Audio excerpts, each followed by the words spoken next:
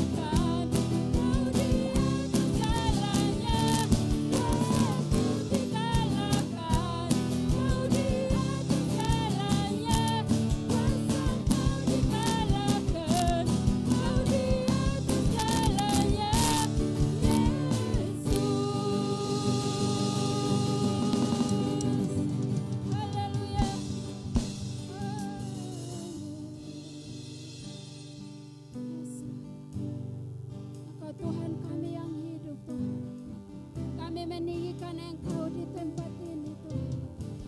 Oh, we worship you, Lord. Kami meninggikan Engkau, Tuhan. Oh, we just worship you, Lord. We just wanna worship you, Lord. Kami meninggikan Engkau. Oh,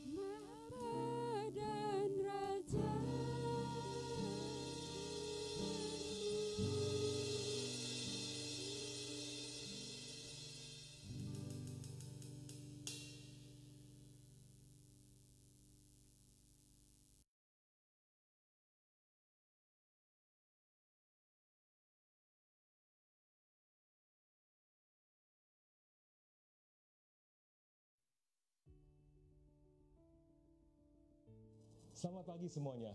Hari ini saya ingin memulai serangkaian pengajaran singkat tentang memberi. Memberi di dalam Alkitab bisa dikategorikan menjadi 1. Persembahan, 2. Persepuluhan, 3. Investasi, 4. Menuai. Dan semua hal yang saya telah sebutkan membutuhkan 2 hal. Yang satu adalah A, adalah korban yang bisa terlihat, dan B, hati ucapan syukur yang tidak bisa terlihat. Dan hari ini saya akan menjelaskan mengenai persepuluhan. Di dalam kitab suci ada seorang yang namanya Abram, dan Abram diubah namanya menjadi Abraham. Dan Abraham adalah artinya Abraham adalah bapa segala bangsa. Dan begitulah tanggung jawabnya Abraham begitu besar. Dia dia pilih dari salah satu pelayanan dia atau hamba-hamba dia, di antara hamba-hambanya yang dia miliki, dia pilih satu yang namanya Eliezer untuk khusus untuk melayani dia. Dan dengan cerita ini saya akan maju ke depan dengan cerita berikutnya, yaitu cerita mengenai Yakub dengan 2 istrinya. Yakub karena penipuan dari pamannya Laban, dia mempunyai 2 istri. Jadi di dalam istri ini adalah Leah dan Rahel. Dan Leah dia tidak begitu mencintai, tetapi Rahel dia sungguh mencintai. Dan karena Leah ingin memenangi hati-hatinya dan kasih-kasihnya suaminya, dia berkata, kalau saya mempunyai anak laki, ada kemungkinan suamiku bisa mencintai saya. Dan berikutnya dia mempunyai anak Ruben dan Simeon. Dari kelahiran 2 anak ini, tetap Yakub tidak mensayangi dia. Dia baru sadar, dan Leah sadar bahwa mungkin saya serahkanlah hidupku kepada Tuhan. Dan dia berkata, kalau saya mempunyai anak berikutnya, saya akan memberikan eratlah kepada Tuhan. Dan begitulah Leah mempunyai anak yang ketiga yang namanya Levi. Levi adalah mengerat kepada Tuhan. Dan begitulah dia serahkan anak ini kepada Tuhan, dan seumur hidup anak ini akan melayani Tuhan, khusus untuk melayani Tuhan. Saudara-saudara, di saat kalian serahkan segala hidupmu kepada Tuhan, apa yang akan terjadi? Dan berikutnya, anak yang berikutnya yang Leah melahirkan adalah anak yang namanya Yuda. Dan Yuda, kalian tahu bahwa aliran Yesus adalah aliran dari suku Yuda. Saudara-saudara, kalau kalian memberi yang terbaik bagi Tuhan, Tuhan akan memberikan kemenangan di dalammu. Yesus Kristus akan dukung di dalam kehidupanmu dan akan memberi kemenangan bagimu. Dan begitulah Leah yang pertama adalah wanita yang pertama yang menunjukkan mengenai persepuluhan. Nah, begitulah sekarang suku Levi menjadi suku yang khusus untuk melayani Tuhan. Dan suku yang lainnya ada 12 suku, dan 11 suku mereka bisa kerja di lapangan, di duniawi, tetapi ditentukan oleh Tuhan bahwa penghasilan dari mereka setiap bulan harus memberikan kepada suku Levi, karena suku Levi tidak bekerja di luar, tapi mereka hanya untuk mencari Tuhan dan dapat firman Tuhan dan cari mana-mana Tuhan dan mana-mana surgawi Tuhan untuk apa? Untuk memberi kepada suku yang lain. Dan begitulah suku Levi itu kan oleh Tuhan, khusus untuk Tuhan untuk memberi makanan-makanan dan memberikan kepada suku yang lain, yang semuanya. Seperti kita sekarang di gereja ini, kalau kalian sungguh diberkati oleh firman Tuhan setiap minggu dan ada kelas dan juga kegiatan kami, karena kalian memberikan persepuluhan, karena kalian percaya dengan kegiatan kami dan kalian memberikan persepuluhan untuk kami, untuk tugas-tugas kami. Dan kami sebagai imam, sebagai pastor, semuanya kalian semuanya didukung oleh persepuluhan kalian. Dan kami bertanggung jawab adalah untuk menghubung kepada Tuhan dan memberikan firman Tuhan kepada kalian supaya kami bisa memberi makanan surgawi untuk kalian. Amin. Dan saat kalian memberi terbaik dan serahkan erat kepada Tuhan persepuluhan ini, Tuhan akan memberikan segalanya dari Yesus Kristus untuk memberi kemenangan di dalam kehidupanmu. Karena firman Tuhan adalah kemenangan di dalam kehidupanmu. Mari kita memberi dengan sukacita, dengan pengorbananmu hari ini. Amin. Silakan.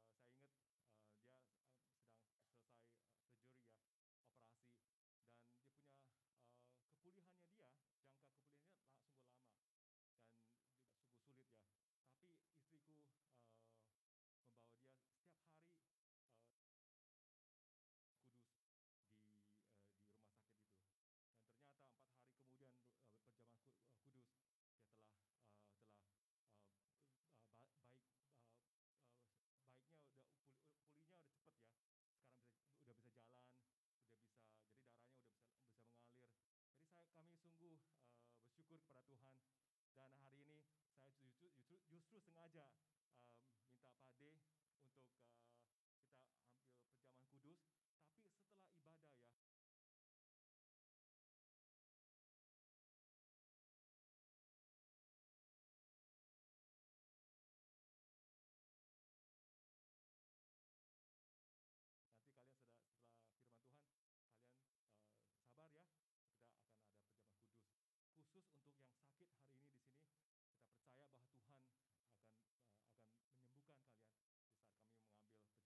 Amin. Oke, Pak Chandra. Selamat pagi, saudara sekasih dalam Tuhan. Hari ini saya lebih jelas ya, karena kemarin itu ternyata belum dibuka ini. Aduh. Oke, let's pray ya. Sebelum kita masuk ke firman Tuhan, kita berdoa. Bapa di dalam surga, kami mengucap syukur Tuhan untuk pagi hari ini Tuhan. Persiapkan hati kami Tuhan untuk mendengar kebenaran firman-Mu Tuhan. Tuhan, sembunyikan hamba-Mu Tuhan di balik kayu salib-Mu Tuhan. Biarlah kebenaran-Mu Tuhan boleh disampaikan Tuhan. Tuhan, Roh Kudus-Mu Tuhan memimpin Tuhan. Biarlah jemaat-Mu di tempat ini Tuhan menerima firman-Mu Tuhan menjadi satu kebenaran dan mereka menjadi pelaku firman-Mu Tuhan. Terima kasih Bapa. Ambil alih Tuhan waktu Tuhan dan firman yang akan disampaikan. Di dalam nama Tuhan Yesus semua yang percaya katakan amen, amen. Shalom, sekali lagi Tuhan memberkati. Saya akhir-akhir ini judul khotbah saya hari ini adalah nafkah surgawi, saudara ya. Jadi saya dikasih beban sama Tuhan gitu ya, bulan-bulan ini nggak tahu kenapa. Minggu lalu saya juga berkhotbah mengenai berkaitan dengan financial, berkaitan dengan ekonomi gitu ya. Tapi ya udah, saya taat aja sama Tuhan. Saya percaya message Tuhan, pesan Tuhan ini untuk kita semua. Dan nggak ada yang sia-sia, nggak ada yang nggak valid gitu ya. Semua dari kita percaya bahwa firman Tuhan hidup. Amin. Amen. So, saya mau sebelum masuk ke ayat-ayat firman Tuhan, saya mau bagikan sedikit mengenai fakta ya. Saya baca di berita, saudara ya.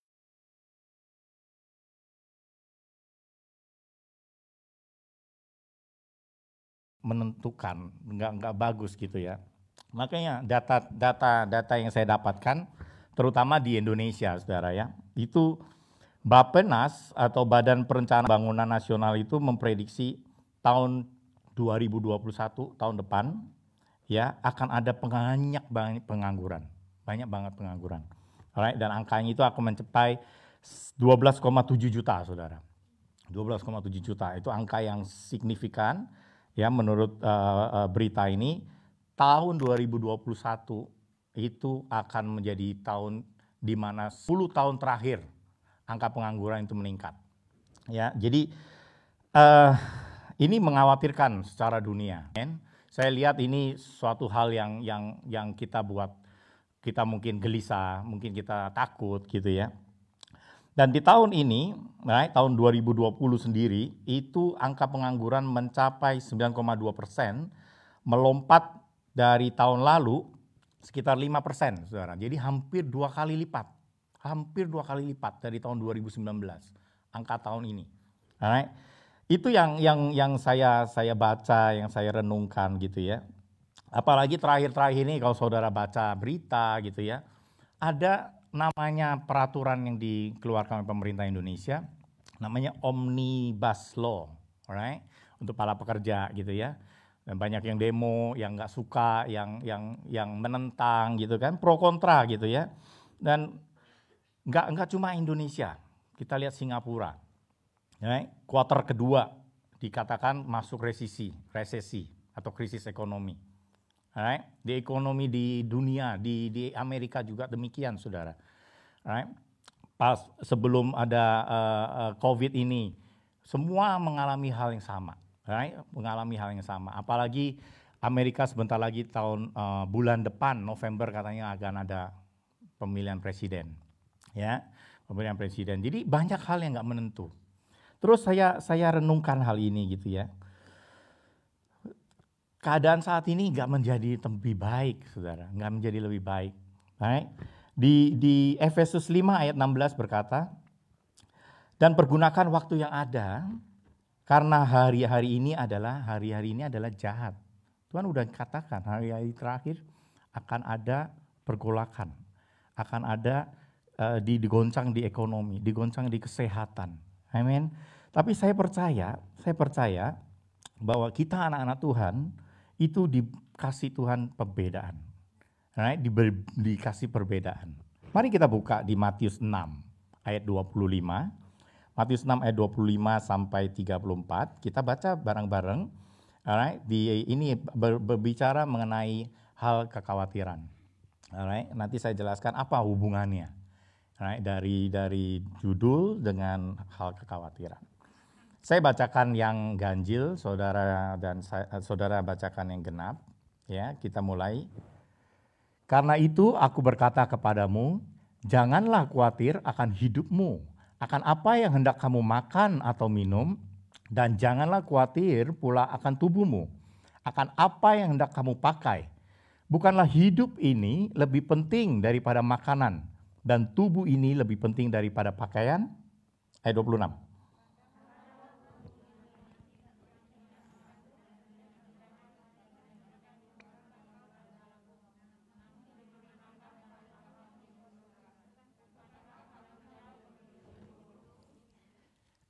Siapakah di antara kamu yang karena kekhawatirannya dapat menambahkan sehasta saja pada jalan hidupnya?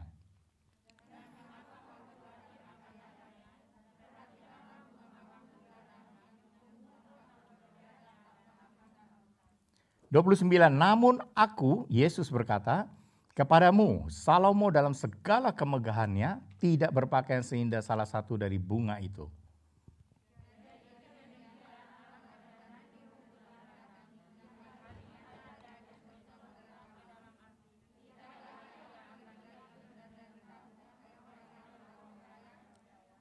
Ayat 31 berkata, sebab itu janganlah kalian dan saya, khawatir dan berkata, apakah yang akan kami makan? Apakah yang akan kami minum? Apakah yang akan kami pakai?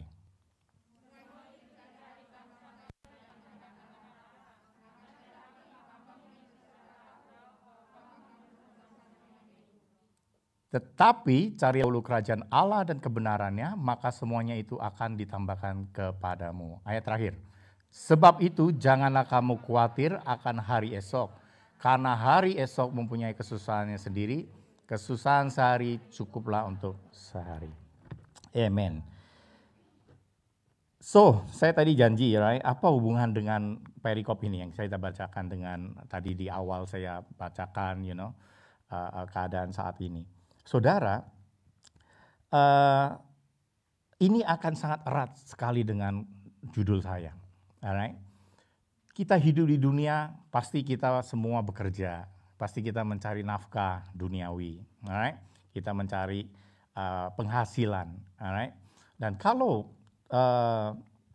pekerjaan yang kita lagi lakukan terancam, keadaan ekonomi tidak menentu, pasti sebagai manusia akan menjadi hal yang wajar kalau kita memiliki hal kekhawatiran, punya rasa khawatir. Benar ya? Benar ya, itu manusia ya. Jadi kita nggak mau praktikal ya, be praktikal gitu ya. Jadi saat ada yang masuk, saat ada yang menguji, saat keadaan nggak menentu, yang berkaitan dengan kebutuhan kita, itu akan menjadikan kita khawatir kalau kita nggak bisa cukupin. Saya sendiri pribadi begitu. Alright, saya sendiri begitu. Ketika ada masalah COVID, pandemik gitu ya, terus saya juga merenung, Tuhan ini saat apa yang kita mau ambil di bagian kita sebagai manusia saat ini. Alright, terus Tuhan kasih saya, ingatkan saya bagaimana pada masa krisis itu ada yang namanya Tuhan izinkan pencobaan. Alright, kita ingat bahwa Tuhan Yesus sendiri dicobai sama iblis. Dicobai sama iblis kalau kita buka di Matius 4 ayat 1, kita buka di Matius 4 ayat 1 ayat di Alkitab saudara, Nggak usah dibacakan, tapi kita buka aja di Matius 4 ayat 1 itu tentang pencobaan iblis terhadap Yesus. Itu juga sangat-sangat manusiawi, saudara. Alright? Pencobaan iblis terhadap Yesus yang pertama itu adalah mengenai kedagingannya. Alright? Tuhan di lapar waktu itu setelah Tuhan Yesus berpuasa 40 hari 40 malam, ditantang sama iblis atau dicobai sama iblis, ubah batu ini menjadi roti. Alright? Berapa banyak kita juga kadang-kadang mengalami hal itu. Alright? Mengalami tantangan, pencobaan yang berkaitan langsung dengan tubuh jasmani kita. Alright? Saat kita ditantang sama iblis, dicobai sama iblis, mengenai hal-hal tubuh atau jasmani kita, itu manusia, karena Yesus mengalami itu juga. Yesus mengalami itu, disuruh iblis untuk mengubah batu menjadi roti. Tapi Yesus menjawab, right? Yesus menjawab dalam firman Tuhan. Ulangan 8 ayat 3 berkata, tapi manusia tidak hidup hanya dengan roti saja, tapi dengan firman yang keluar dari mulut Allah. Ya, dia balas dengan firman Tuhan. Alright? Sangat kuat sekali, makanya kita perlu hal itu. Kalau kita mengalami pencobaan, kita nggak siap, kita nggak dibentengin dengan firman, kita nggak bisa menjadikan itu atau membalikan pencobaan itu kepada iblis. Alright? Karena iblis sangat tahu sekali firman Tuhan. Iblis sangat tahu sekali. Oke, yang kedua, pencobaan iblis yang kedua kepada Yesus, kita bahas sedikit aja 3 pencobaan Yesus ya. Pencobaan yang kedua itu mengenai tahta, mengenai kuasa, mengenai keangkuhan hidup. Alright? Mengenai status.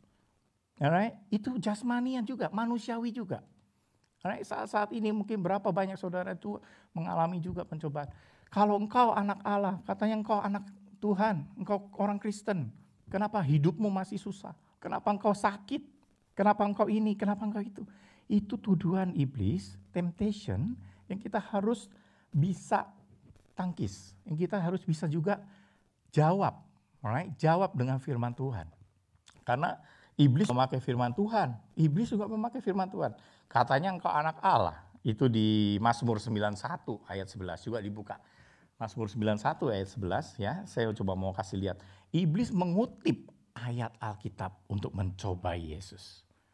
Ya, kita lihat di Mazmur 91 ayat 11 itu dia bilang, kalau malaikat-malaikat akan memerintahkan kepadamu menjaga engkau. Next, 12. 12,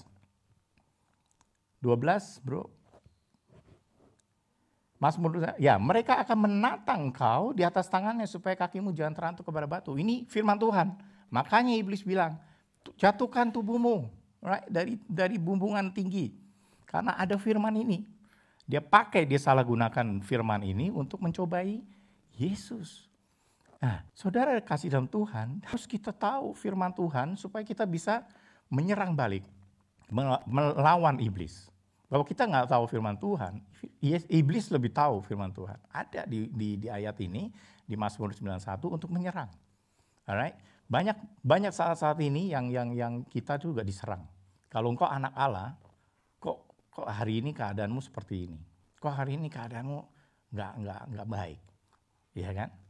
Nah, Tuhan Yesus berkata, dibalikan lagi dengan firman Tuhan di Ulangan 6 ayat 16 berkata, alright, dia bilang jangan cobai Tuhan Allahmu. Nanti baca di rumah, Ulangan 6 ayat 16. Itu juga firman Tuhan.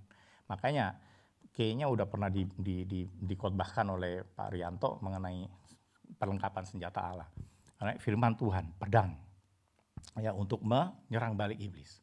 Alright, jadi itu yang kedua, itu juga mengenai kemanusiawian kita, jasmani kita. Yang ketiga, cobaan iblis yang ketiga kepada Yesus itu mengenai kemegahan dunia juga. Alright, mengenai harta, kemegahan dunia, semua berkaitan dengan finansial, semua berkaitan dengan tubuh jasmani kita. Alright, Tuhan dibilang suruh menyembah iblis, aku berikan semua kemegahan dunia kepada engkau. Ya kan? Iblis bilang begitu kan? Tapi Tuhan Yesus bilang, pergilah kau iblis. Ya, jangan mencobai Tuhan Allahmu. Jadi saudara, saya mau ingatkan kita gitu ya. saat kita masuk ke dalam masa-masa seperti ini, related dengan apa yang kondisi saat ini saudara lihat gitu ya, akan banyak temptation, akan banyak pencobaan. Kemarin saya ikut di dalam doa pagi Elijah 7000 gitu ya, minggu lalu sih, itu juga bicara mengenai temptation. Alright, dibilang bahwa bagaimana kita sebagai umat Tuhan mengalahkan ujian-ujian itu, mengalahkan pencobaan-pencobaan itu. Karena kita harus tahu dulu kebenarannya. Alright, kebenaran ada, tantangan ada saat ini. Tapi kalau kita tahu firman Tuhan, alright, kita tahu berkat Tuhan, kita tahu nafkah yang Tuhan sediakan, luar biasa. Kita akan masuk ke inti dari message. Tadi cuma awalnya aja, saya buka pembukaan, saya kasih pendahuluan, data berbicara seperti itu. Yesus juga mengalami pencobaan. Tapi sekarang kita masuk ke dalam pokoknya. Nafkah surgawi apa itu menurut saudara? Apa itu nafkah? Dalam pengertian yang saya pelajari, nafkah surgawi itu berkaitan dengan berkat yang Tuhan sediakan oleh Bapa surgawi. Dan berkat itu sambung sampai ke surga. Atau artinya kekal, saudara. Amen. Artinya berkat yang itu bersifat kekal, bukan bersifat temporary di dunia. Nah, di Matius 6 ayat 19, saya bacakan. Matius 6 ayat 19, dicatat aja, nanti baca di rumah. Janganlah kamu mengumpulkan harta di bumi. Di bumi ngengat dan karat merusakkan. Dan pencuri membongkar serta mencurinya. Ayat yang 20 berkata, tetapi kumpulkanlah bagimu harta di surga.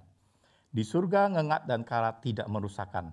Dan pencuri tidak mencuri dan tidak membongkar serta mencurinya. Firman Tuhan berkata, udah mengingatkan kita. Alright? Jangan cuma fokus di dunia. Di dunia ada pencobaan, di dunia ada tidak ada kekekalan, hanya temporary, alright? Dan harta di dunia itu berkaitan dengan harta yang bisa dicuri, bisa dirusak oleh iblis. Alright? Itu firman Tuhan berkata seperti itu. Alright? Berapa banyak orang-orang yang kaya yang di dunia yang saat-saat pandemik ini mereka nggak berani keluar malah, nggak berani keluar, takut sama virus. Takut nanti kena virus, jadi mereka takut ada masalah di kesehatannya. Tapi kita percaya sama perlindungan Tuhan, amin. Karena kita dilingkupi oleh kuasa Tuhan. Ya, oke. Saya mau bagikan satu lagi, bentar sebelum ke poin yang utama. Ya, saya tadi katakan bahwa berkat di dunia atau harta di dunia itu tidak kekal. Matius 16 ayat 26 juga berkata demikian. 16 ayat 26 catat, apa gunanya seorang memperoleh seluruh dunia, tetapi kehilangan nyawanya? Dan apakah yang dapat diberikan sebagai ganti nyawanya? Alright? Renungkan ini saudara. Ini firman Tuhan berkata seperti itu. Makanya saya doakan kita lihat apa yang Tuhan janjikan kepada kita. Apa yang Tuhan bilang bahwa aku akan memberimu nafkah surgawi, akan memberimu berkat yang dari surga, yang kekal, bukan cuma temporary di dunia. Amen. Yang pertama, apa itu berkat surgawi yang kita akan terima sebagai anak Tuhan? Yang pertama, kita akan memperoleh keselamatan. Menurut saya, keselamatan itu adalah nafkah yang terbesar, berkat yang terbesar buat orang-orang percaya. Amen. Gak ada yang lebih dari itu. Karena keselamatan yang Tuhan berikan berdasarkan kasih. Alright, gak ada yang minta imbalan. Keselamatan yang Tuhan berikan adalah keselamatan yang bersifat gratis. Alright, karena Tuhan mengasihi kita semua. Di Yohanes 3 ayat 16, Yohanes 3 ayat 16 bisa dibuka. Ini ayat yang sangat populer, yang sangat mungkin saudara hafal gitu ya. Karena begitu besar kasih Allah akan dunia ini, sehingga ia telah mengaruniakan anaknya yang tunggal, supaya setiap orang yang percaya kepadanya tidak binasa, melainkan beroleh hidup yang kekal. Setiap orang yang percaya. Jadi ada syaratnya ya, harus percaya, baru beroleh hidup yang kekal. Ini nafkah yang pertama yang kita yang kita nanti-nantikan, yang kita terima dan sangat kekal, nggak ada temporary. Tuhan bilang, aku mengaruniakan anakku yang tunggal karena kasih Allah. Tapi aku berkata kepada kita semua, kepada orang-orang percaya, bahwa engkau tidak akan binasa. Makanya nanti setelah perjamuan saya encourage saudara yang belum terima Yesus sebagai juru selamat, minta didoakan. Amen. Karena ini harta terbesar, ini nama terbesar yang Tuhan berikan. Ya, yang kedua, catat, yang kedua, Yohanes 10 ayat 11 berkata, akulah gembala yang baik. Gembala yang baik memberikan nyawanya bagi domba-dombanya. Yang kedua, kita memiliki gembala yang baik. It's a blessing, itu kan nafkah yang kita terima karena kita memiliki gembala yang baik. Gembala mungkin kita bisa ibaratkan seorang pemimpin, seorang yang penuh kasih. Kalau di dunia mungkin bos, ya, bos kita. Gembala kita memiliki gembala yang baik. Di Yohanes 10 ayat 11 tadi saya bacakan tadi, akulah gembala yang baik memberikan nyawanya bagi domba-dombanya. Di ayat yang 10, ayat 10b, 10 berkata, sebelumnya ya, 10 ayat 10 berkata, aku datang supaya mereka, kalian dan saya, mempunyai hidup dan mempunyainya dalam segala kelimpahan. Amen. Hidup dan mempunyai hidup dalam kelimpahan. Siapa yang mau? Semua orang mau. Right? Tapi kuncinya apa? Percaya. Ya, percaya dulu. Oke, itu yang harta yang kedua yang saya mau bagikan. Yang ketiga, firman Tuhan berkata, tadi kita udah baca di Matius 6, right? Matius 6 ayat 33. Yang ketiga, kita memperoleh kebenaran kerajaan Allah. Kebenaran kerajaan Allah. Tetapi, carilah dahulu kerajaan Allah dan kebenarannya, maka semuanya itu akan ditambahkan kepadamu. 2 ayat kita udah baca. Right? Yang tadi yang kedua berkata semuanya akan yang pertama tadi bilang setiap orang akan memperoleh hidup yang berkelimpahan. Yang ketiga yang sekarang kita bahas, dia bilang semuanya akan ditambahkan kepadamu. Matius 6 ayat 33. Semuanya saudara, pakaian, minuman, makanan, tadi kita baca ya firman Tuhan ya. Itu semua dicari orang di bangsa-bangsa ini. Karena memang jasmania. Right? Tadi kita udah jelaskan. Itu jasmania berkaitan dengan kebutuhan kita. Right? Itu akan semua yang ditambahkan kepadamu. Termasuk juga kesehatan kita. Termasuk juga pendidikan anak-anak kita. Termasuk juga perlindungan Tuhan mengenai tubuh jasmani kita. Ya, yang sakit Tuhan sembuhkan. Enggak cuma nafkah gaji tiap bulan. Tapi Tuhan bilang semuanya akan ditambahkan kepadamu. Apa syaratnya? Cari dahulu kerajaan Allah dan kebenarannya. Oke. Tujuan utama kita di poin yang ketiga ini adalah surga. Fokus kita ke surga, kerajaan Allah. Itu yang harus didahulukan. Sebab segala segi kehidupan di dalam hidup kita, tadi saya bilang, seperti nafkah, makan, minum, pakaian, kesehatan, semuanya fasilitas hidup ini akan ditambahkan kepadamu. Amen. Oke, yang keempat, Yohanes 14 ayat 1 dan 2. Bisa dibuka. Yohanes 14 ayat 1 dan 2. Janganlah gelisah hatimu, percayalah kepada Allah, percayalah juga kepadaku. Di dalam rumah Bapakku banyak tempat tinggal. Jika tidak demikian, tentu aku mengatakannya kepadamu. Sebab aku pergi ke situ untuk menyediakan tempat bagimu. Apa? Maka keempat, berkat keempat. Tuhan menyediakan kita tempat di surga. Di rumah Bapa di surga. Luar biasa nggak saudara? Amen. Nggak cuma temporary loh. Ini berkaitan dengan kekekalan.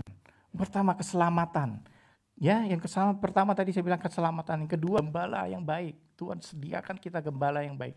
Tuhan jadi gembala kita yang baik. Yang ketiga, kebenaran kerajaan Allah Tuhan singkapkan. Tuhan kasih tahu kita. Dan semuanya akan ditambahkan buat.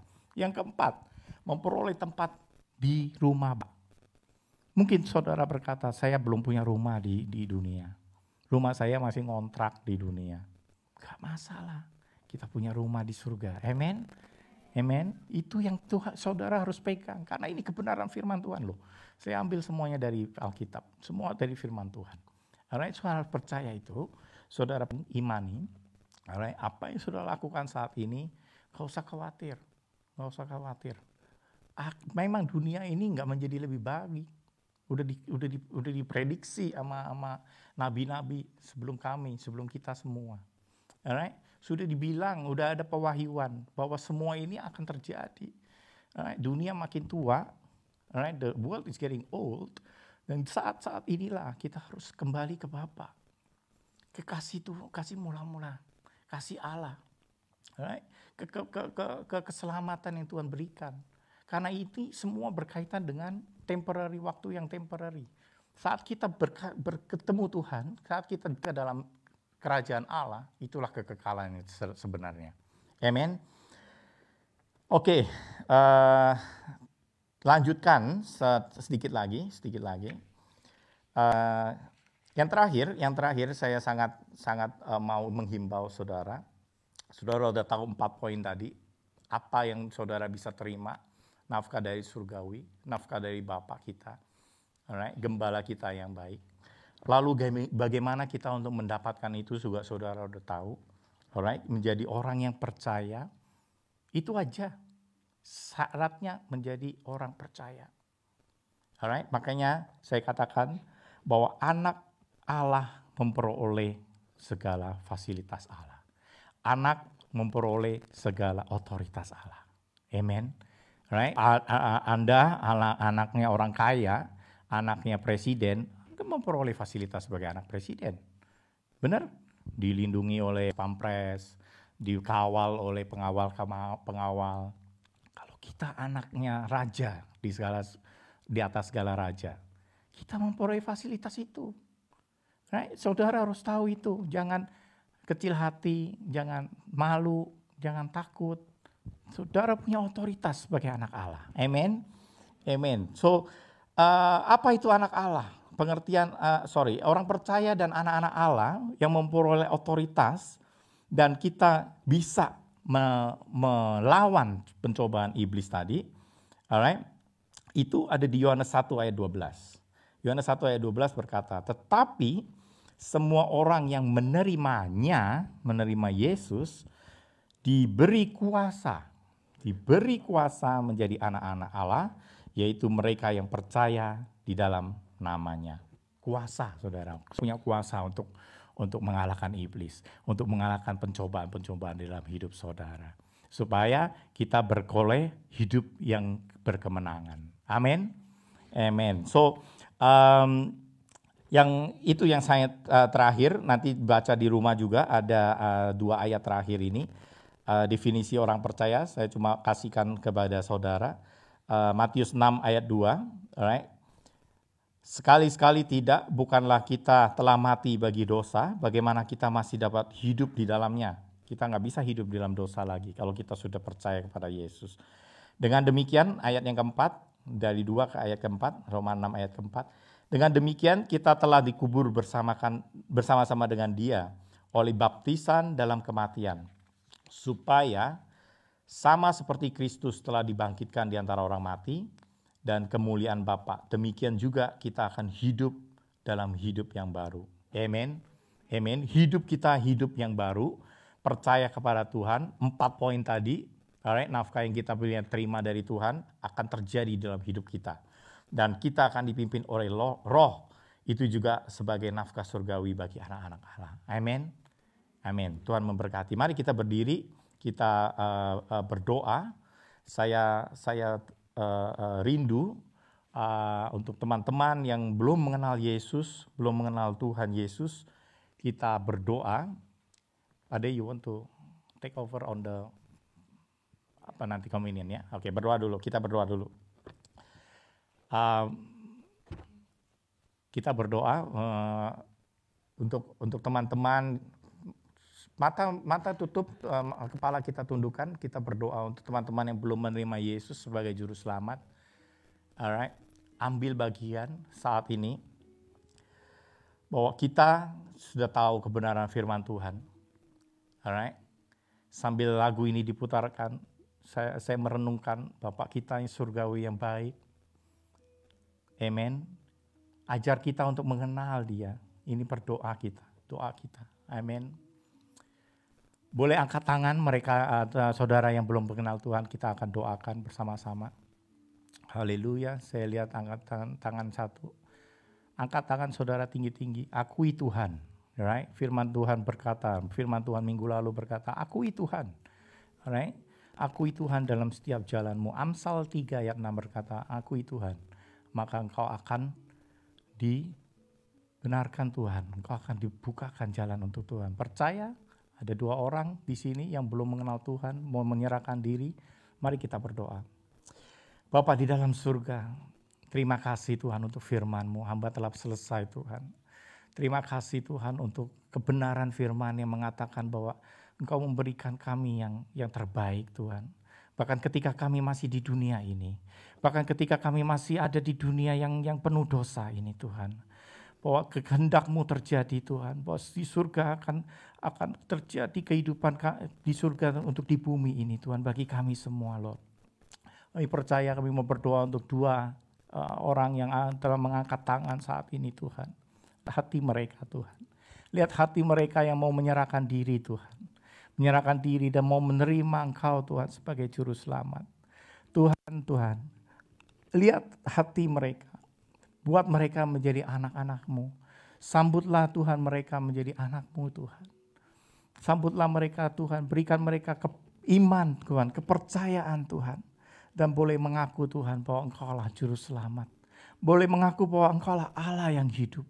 Engkau Allah yang memiliki kerajaan surga. Engkau Allah yang penuh kasih. Engkau Allah gembala kami yang baik Tuhan. Terima kasih ya Tuhan. Terima kasih ya Tuhan.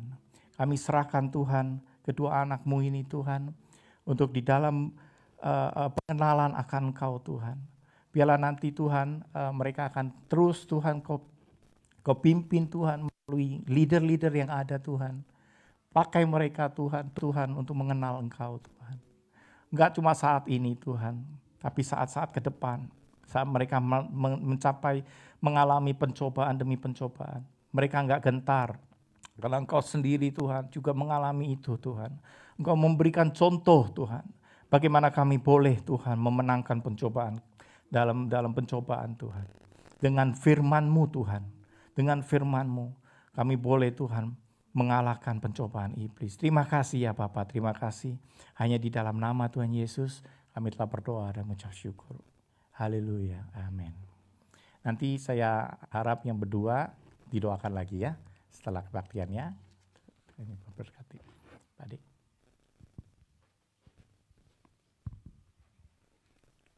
Oke, sebelum kita masuk ke dalam perjamuan kudus, saya mau bagikannya. Sorry, evangelist cannot stand still. Otomatis itu ya, orang penginjil tak bisa berdiri di belakang altar sini ya. Oke, can you read for me 1 Corinthians 11, number beginning from 27.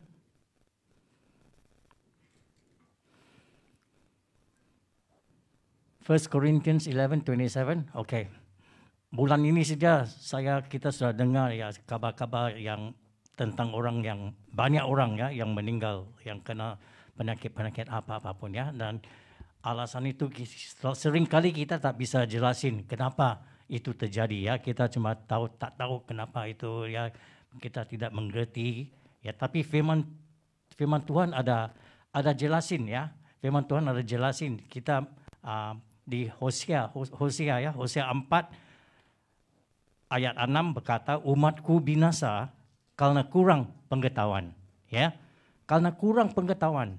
Nah di sini sebelum kita masuk dalam perjamuan kudus, kita baca 1 Korintus pasal 27. Mari kita baca sama-sama.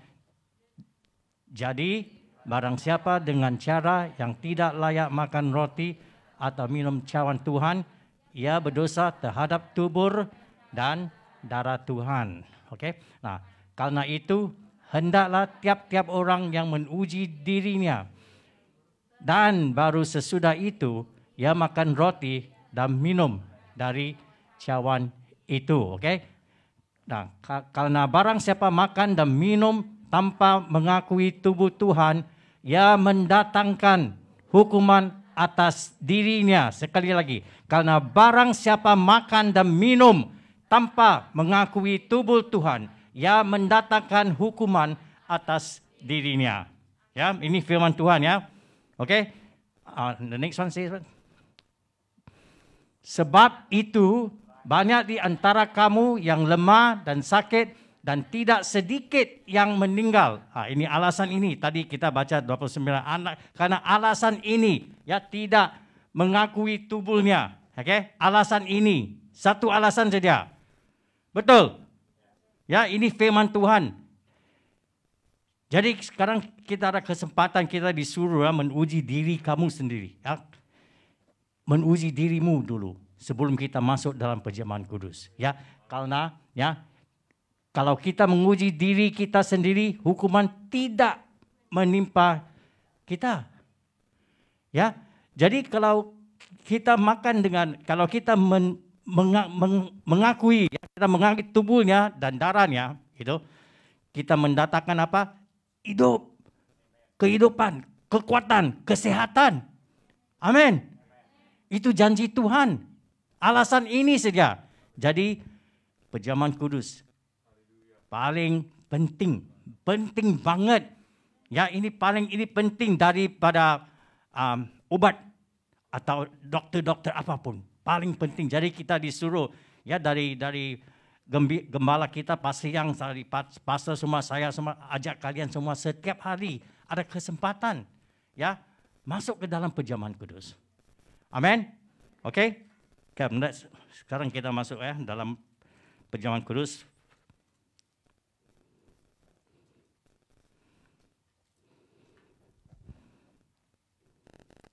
Okay, 1 Corinthians 11 verse 23, 1 Korintus 11, 23.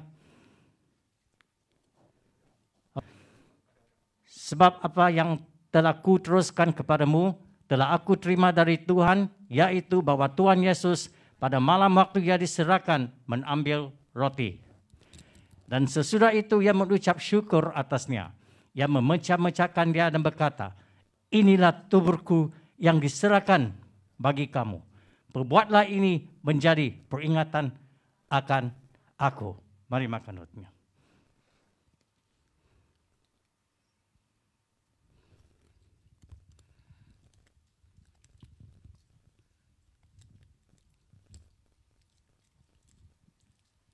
Dan sesudah demikian juga ia mengambil cawan sesudah makan lalu berkata, cawan ini adalah perjanjian baru yang dimeteraikan oleh darahku. Perbuatlah ini setiap kali kamu meminumnya menjadi peringatan akan aku. Mari minumnya.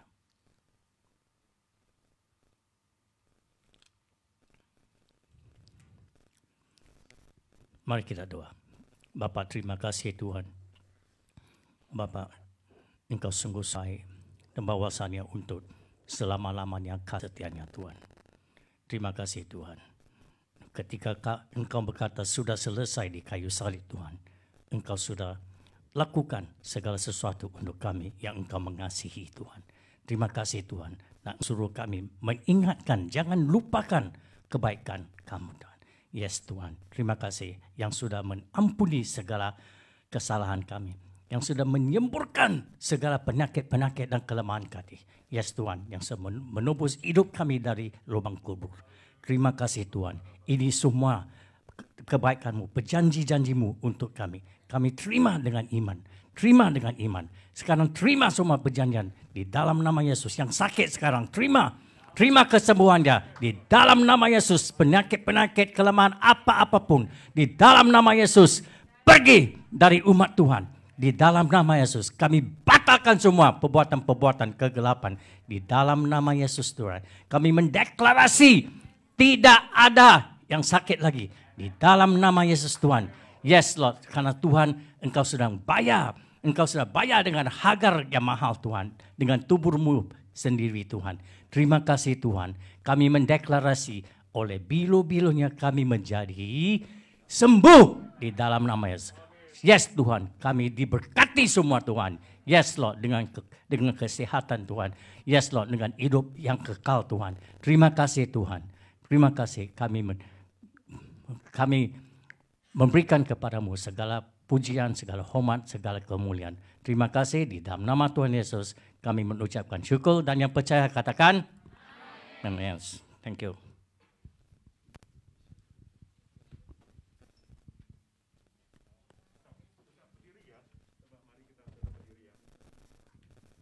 Tetap berdiri ya, oke. Ini firman ini sungguh yang tadi Pak De katakan sungguh jelas dan juga kalian bisa lakukan ya. Di saatnya saya diberi berita bahwa papaku punya COVID-19, saya punya hati mulai hancur ya. Tetapi saya ingat dengan firman ini, saya datang ke tempat Tuhan, di depan Tuhan saya yakin Tuhan adalah Allah yang hidup. Dan saya juga katakan bahwa Tuhan akan menyelamatkan. Dan saya minta Tuhan untuk menguji hati saya. Saya tanya kepada Tuhan, Tuhan kalau saya tidak melalui bahasa Indonesia Fellowship ini bukan dengan segenap hatiku, dan Tuhan hari ini Engkau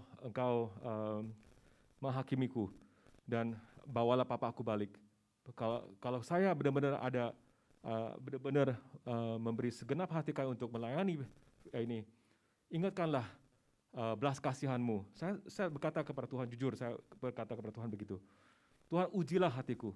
Kalau saya tidak benar-benar dengan hati yang benar, dan hari ini saya tahu kalau kamu kepanggil papaku balik ke surga, aku tahu bahwa aku bertobat hari ini. Aku tidak melayani kalian semuanya dengan segenap hati. Jadi saya sudah siap untuk bertobat. Saya tidur. Besok pagi saya dengar kabar yang baik dari suster, dari dokter di Jakarta. Dia berkata, papamu udah tidak usah pakai ventilator atau pakai oksigen lagi. Saya tahu bahwa Tuhan karena saya tahu udah nggak ada alasan lagi dah. Jadi hari ini berikan yang terbaik untuk Tuhan supaya kami tidak ada alasan lagi di depan Tuhan. Amin. Amin. Haleluya. Mari kita angkat tangan semuanya. The Lord bless you, the Lord keep you, the Lord make His face to shine upon you and grant you His grace. The Lord make His countenance to shine upon you and grant you His mercy, and His peace be upon you.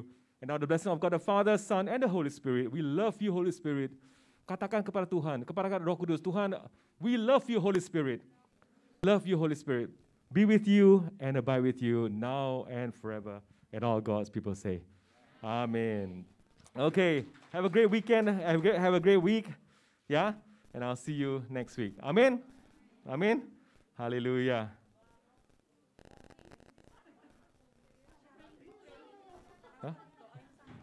Oh, sakit udah kan tadi kan pakai itu penjaman kudus kan? Ya, oke ya. Oke, minggu depan ya. Oh ya, minggu depan kita ada lagi perjamuan kudus ya. Ada lagi sekali lagi perjamuan kudus minggu depan ya. Jadi kalian kalau bisa datang ya. Mari kita doa untuk yang saya ingin doakan untuk yang sel group ya. Sel group mana yang Sherin ya, Sherin sama Bernice ya. Wow, oke. Mana bisa maju ke depan enggak? Sherin dan Bernice ya. Yang lainnya have a nice weekend ya. Halo Damaris. Siapa?